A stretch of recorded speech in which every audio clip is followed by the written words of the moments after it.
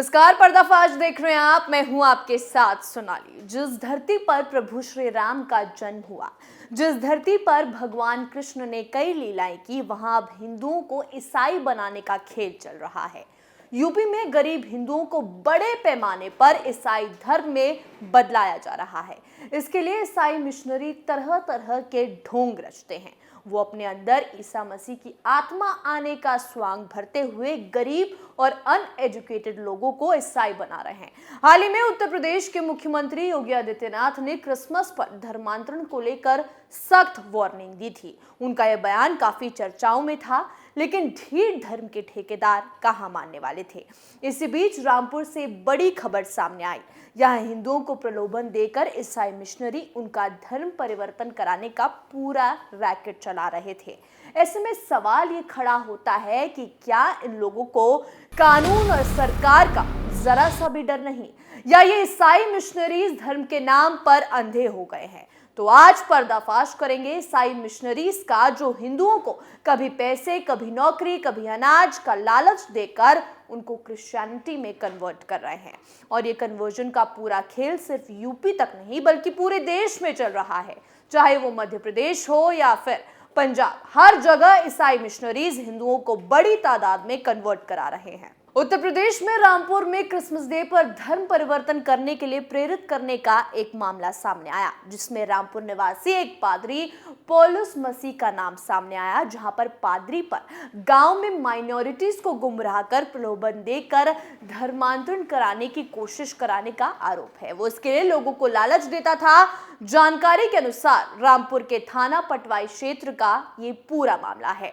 Police को सूचना मिली थी कि एक शख्स ने क्रिसमस के मौके पर प्रलोभन देकर लोगों को एकत्रित किया और उन्हें धर्मांतरण करवा रहा है। धर्मांतरण की सूचना मिलने पर पहुंचे हिंदू संगठनों के लोगों ने हंगामा खड़ा कर दिया। बाद में मौके पर पहुंची पुलिस ने आरोपी पादरी पौलुस मसीह को गिरफ्तार कर लिया। आरोपी के खिलाफ एंटी कन्वर्जन प्रोहिबिशन एक्ट की धारा 3 और 5(1) में मुकदमा दर्ज किया गया है। धर्म के नाम पर इन मिशनरियों का एक खेल बीते 20 सालों से निरंतर चल रहा है। यूपी में लागू धर्मांतरण विरोधी कानून के बावजूद हिंदुओं को प्रलोभन देकर उनका धर्म बदलवाया जा रहा था। हिंदूवादी संस्थाओं की कंप्लेन पर पुलिस ने एक घर पर रेड की तो वहां लगभग 100 से ज्यादा महिलाएं और पुरुष मौजूद मिले। यीशु मसीह की फोटो, कुछ बाइबल और ईसाई मिशनरी से जुड़ी कुछ अन्य किताबें भी मिली हैं। इसके बाद हिंदूवादी संगठनों ने थाने पहुंचकर धर्मांतरण करा रहे लोगों के विरुद्ध एफआईआर देकर कार्रवाई की मांग की।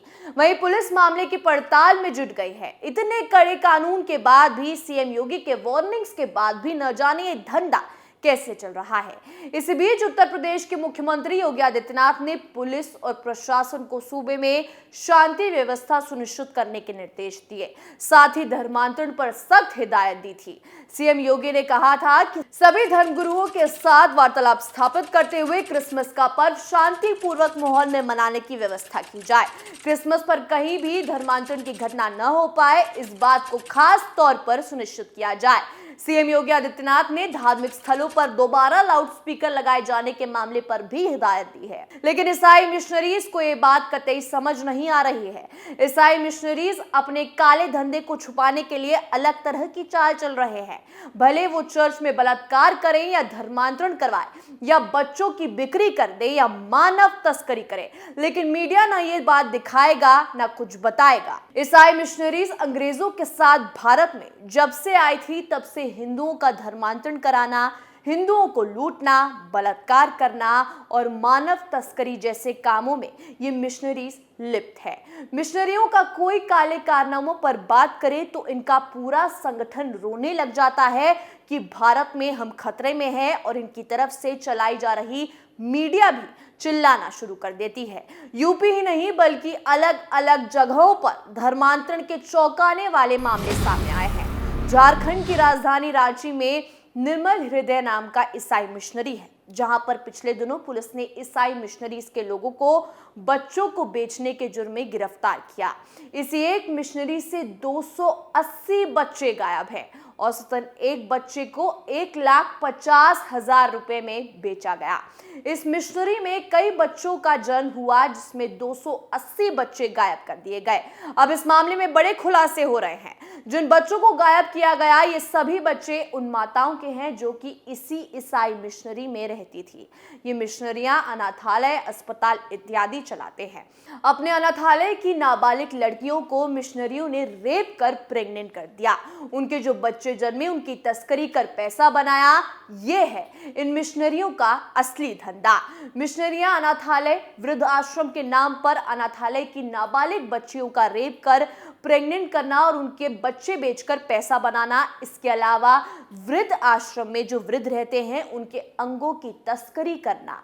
यही है इन मिशनरियों के परोपकार वाले धंधे का सच। ऐसी ही शैतानियत भरे धंधों से ये मिशनरियां पैसा बनाती हैं और भारत में धर्मांतरण के उद्योग में इस पैसे का इस्तेमाल करती हैं और बड़े बड़े चर्च बनाए जाते हैं। पूरी मीडिया और बुद्धिजीवी इनकी मदद करते हैं, क्योंकि शैतानियत से कमाया हुआ पैसा ये मीडिया वालों को भी देते हैं। देश विरोधी तत्वों को भारत से बाहर करना होगा, तभी देश बच पाएगा, नहीं तो मिशनरियां देश को खा जाएंगी।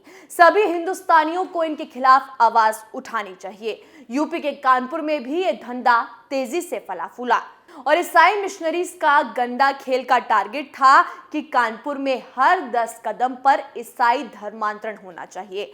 कानपुर में जीवन संखवार नाम के एक शख्स का भी धर्मांतरण करा दिया गया, जो पेशे से ड्राइवर थे, जिन्हें धर्म परिवर्तन गिरोह ने अपने जाल में फंसाने की कोशिश की थी।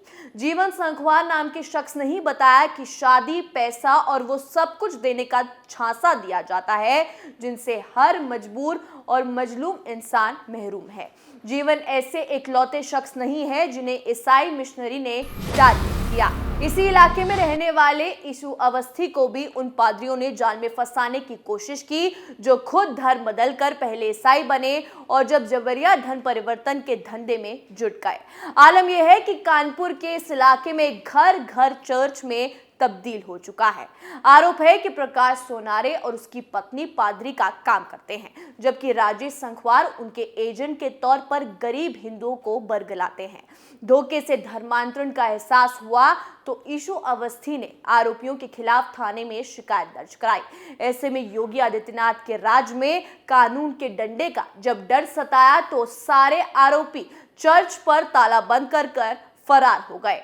यानी कि इन लोगों को डर तो पूरा है, लेकिन इसके बाद भी ये लोग धर्मांतरण का धंधा चला रहे हैं। और फिलहाल तो ये सारे पादरी और रैकेट चलाने वाले लोगों को गिरफ्तार किया जा चुका है। अब इनसे पूछताछ के बाद एक्शन शुरू होगा और गरजेगा आरोपियों के घर योगी का बुलडोजर। पर्दाफाश में आज के लिए इतना ही। देखते रहिए कैपिटल टीवी। नमस्कार।